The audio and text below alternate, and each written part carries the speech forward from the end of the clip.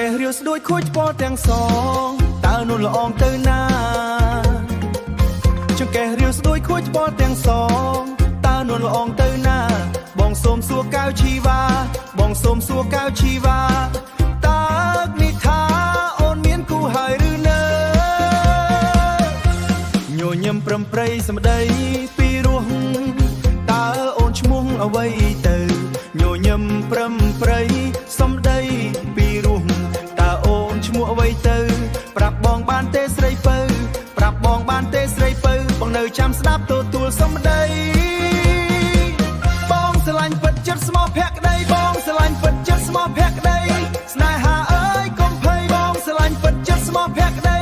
ស្នេហាអើយកុំភ័យជឿចោះណាស្រស់ពិសី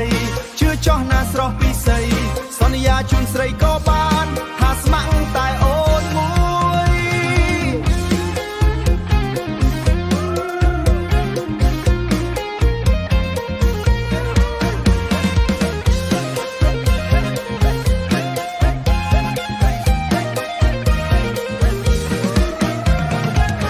ជង្កេះរាវស្ដួយខូចពណ៌ទាំងស